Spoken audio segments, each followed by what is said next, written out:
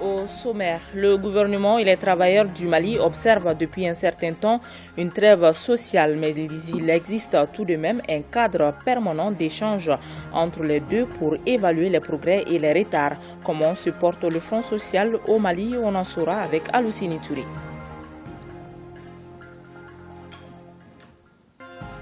Après le ramadan, les jeûneurs vont reprendre leur rythme alimentaire normal. Mais attention, cette transition pourrait perturber le système digestif si elle n'est pas faite de façon contrôlée. Dans Focus Santé, les nutritionnistes nous conseillent une reprise alimentaire en douceur et de façon progressive. Mesdames et messieurs, bonjour et bienvenue dans ce 13h.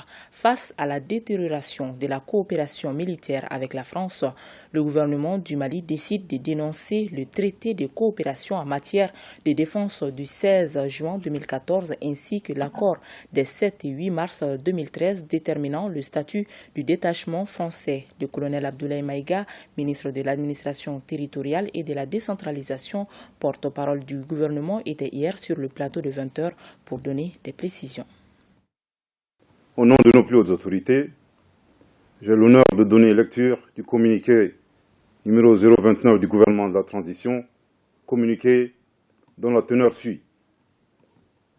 Depuis un certain temps, le gouvernement de la République du Mali constate avec regret une détérioration profonde de la coopération militaire avec la France suite aux incidents suivants.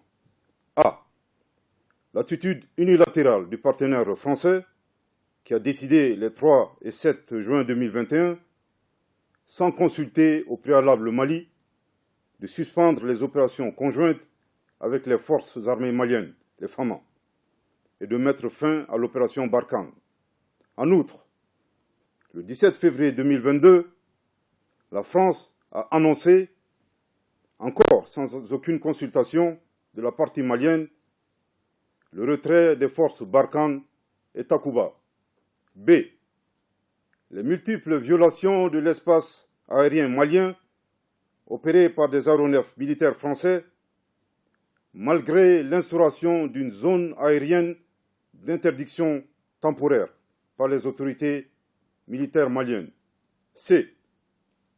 La manœuvre dilatoire consistant pour la France à demander une réunion d'experts pour la relecture du traité de défense au lieu d'envoyer ces amendements, et cela plus de 2 mois après l'envoi par le Mali de ces amendements depuis le mois de décembre 2021.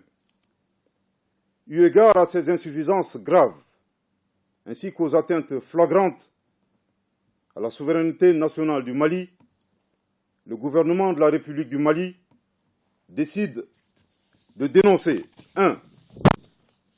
Le traité de coopération en matière de défense du 16 juillet 2014, conformément aux dispositions de son article 26, alinéa 4, ainsi libellé. Je cite.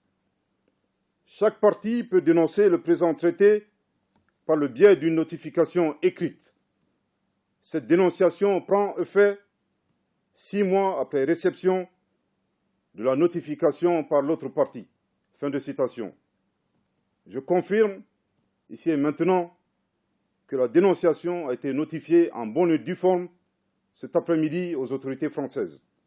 2. Le gouvernement de la République du Mali décide de dénoncer avec effet immédiat l'accord des 7 et 8 mars 2013 déterminant le statut du détachement français applicable à la force Barkhane et le protocole additionnel des 6 et 10 mars 2020 déterminant le statut de détachement non français de la force Takuba.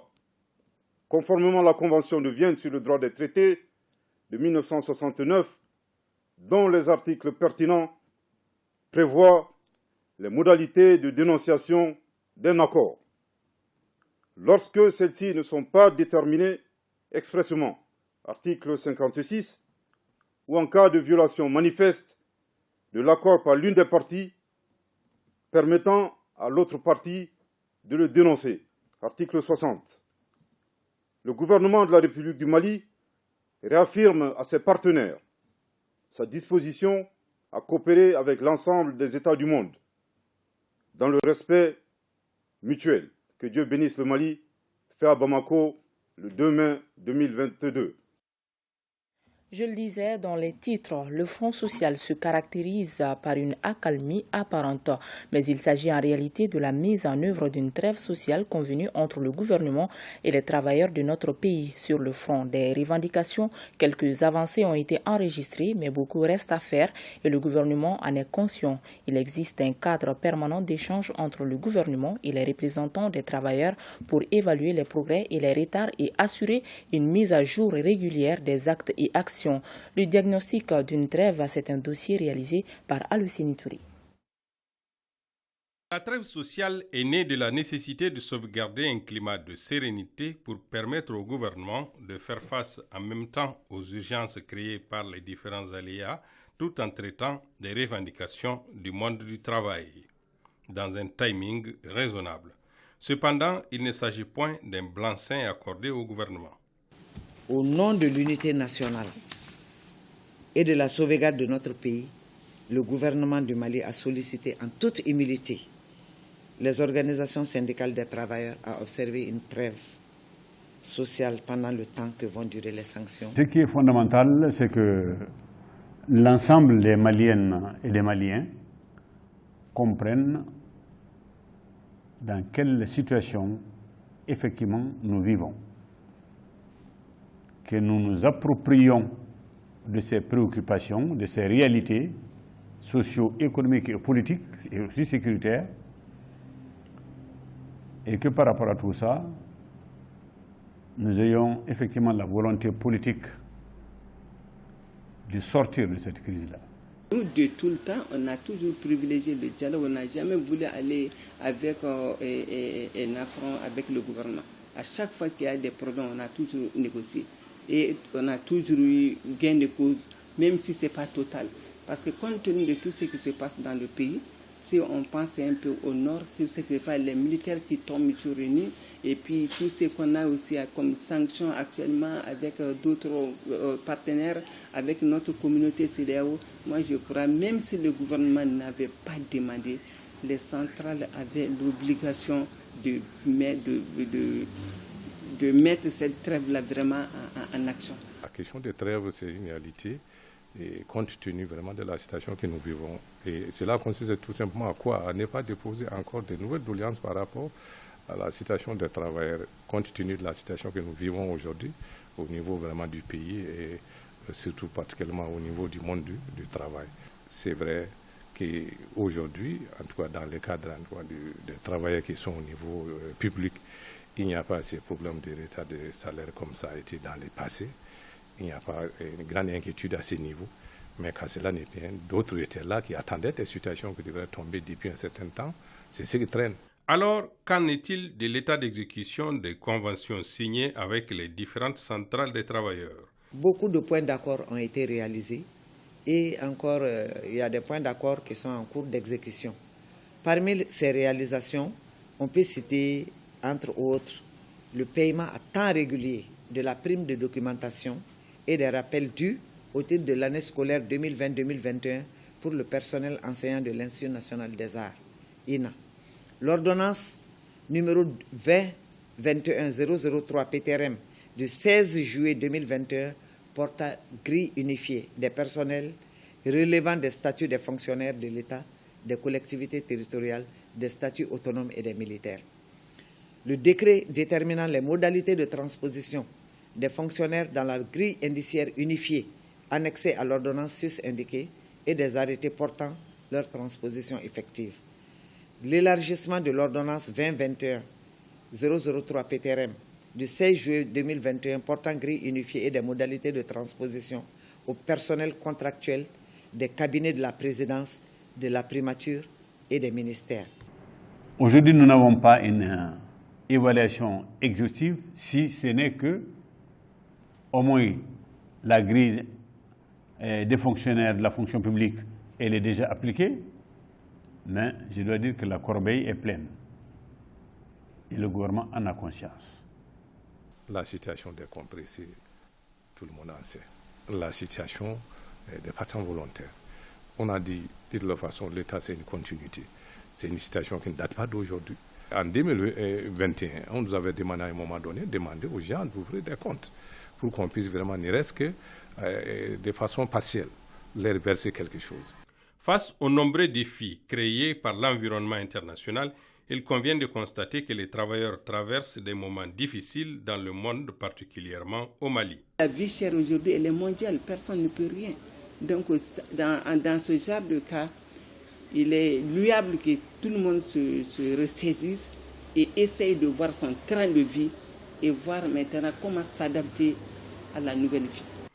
Dans ces conditions, quelle perspective pour cette collaboration qui a permis d'installer un climat de confiance entre partenaires sociaux? Personnellement, j'ai beaucoup d'espoir pour ce pays. Et la ligne, sinon la vision actuellement arrêtée par les autorités, je suis convaincu que c'est la meilleure. Je pense qu'on soit travailleur ou exécutif, nous partageons le même objectif, celui du bien-être des travailleurs et partant de toute la population malienne. Si cela est une réalité, de part et d'autre, les deux ne peuvent que s'accompagner. Dans un environnement économique et social plus que jamais difficile, les partenaires sociaux ont intérêt à collaborer étroitement afin d'offrir au monde du travail une assise confortable grâce à des sacrifices mutuellement consentis, mais aussi des efforts de la part de l'État régulateur. C'est une tradition bien respectée dans la capitale du Bani Monotié. À chaque fête religieuse, le gouverneur de la région de Bougouni, le général de brigade Keba Sangaré, rend visite aux légitimités traditionnelles et leaders religieux. Une belle rencontre pleine de consolidation qui prend l'allure d'une visite historique. Certains instruments de guerre utilisés par les guerriers d'alors ont été étalés dans le tam-tam sacré réservé aux éminentes personnalités et ce tam-tam a résonné pour la circonstance, nous dit Boubacar Kanti. La fête du Ramadan est un moment de prière, de joie, de communion et de pardon qui marque la fin d'un mois de jeûne. Le premier responsable de la région de Bougouni, le général de brigade Keba Sangaré, a mis ce moment privilégié à profit pour saluer les légitimités traditionnelles et leaders religieux de la région. Le mois de Carême qui vient de finir avec la fête de Ramadan est un moment de communion et surtout de compassion. Compassion pour les disparus et de communion entre tous les fils d'une même contrée. Et encore une fois, vous voyez que ça a été une occasion, une opportunité et que la chefferie nous fasse voir des instruments de guerre pour dire aux uns aux autres qu'aujourd'hui quand même est un grand jour pour Bougouni et surtout pour nous, administrateurs. Cette visite chez les notabilités a été bien appréciée à tous les niveaux. Vraiment, nous sommes tous honorés au nom des patriarches du Bani Monotié. Nous rendons hommage à monsieur le gouverneur et à sa délégation. Nous avons tenu absolument à faire résonner notre tam-tam de guerrier pour honorer le président de la République, le colonel Assimi Goïta, et notre gouverneur, parce que nous sommes un pays qui est en état de guerre. Bon, ce tam-tam-là est joué, on joue ça pour les rois. Et Bougouni a été un pays de vaillants guerriers. Avant de prendre congé des patriarches, le gouverneur a demandé à toute la population de Bougouni de s'impliquer davantage dans le combat constant contre le terrorisme, tout en dénonçant les individus suspects. À Koutiala, la radio Bankouma et la radio Coton ont remis des vivres aux personnes déplacées du nord et du centre de la région. Ces dons est issu des fonds collectés après un cri de cœur lancé dans une émission dénommée Bla Alama, diffusée par ces radios. Brimakoni.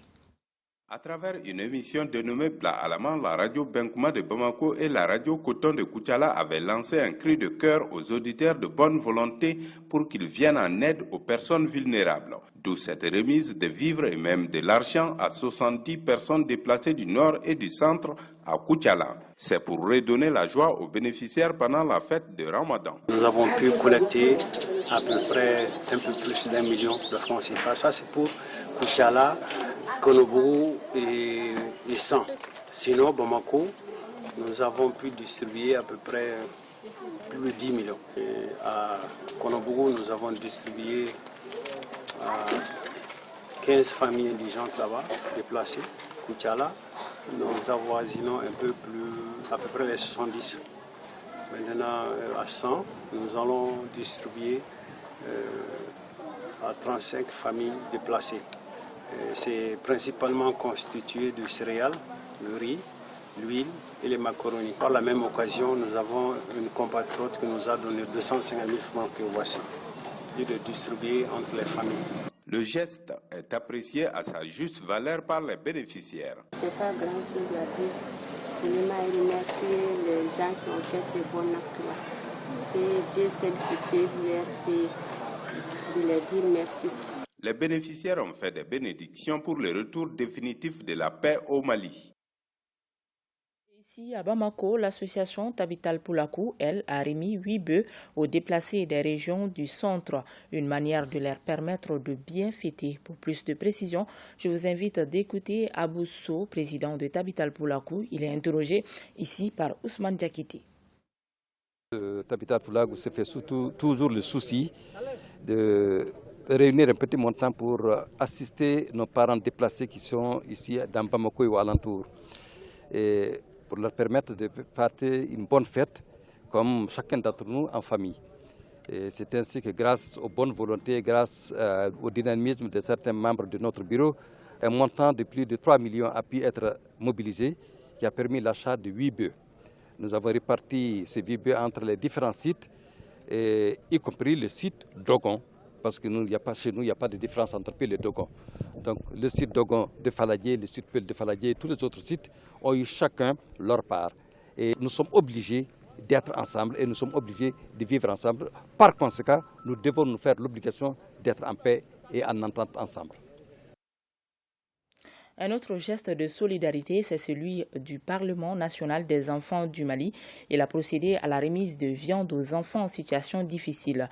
Le geste qui s'inscrit dans le cadre de l'opération Viande pour tous vise à soulager ces enfants le jour de la fête. Mariam Koulibaly. C'est une tradition pour le Parlement national des enfants du Mali, à la veille de chaque fête de Ramadan, de distribuer de la viande aux enfants nécessités. L'objectif est de permettre à ces enfants de fêter dans de bonnes conditions. Cette opération, c'est d'abord un témoignage de soutien, de solidarité et d'affection. Depuis une quinzaine d'années déjà, le Parlement des enfants récolte des bœufs, des riz, pour en faire don à leur père afin qu'ils puissent fêter dignement l'Aïd.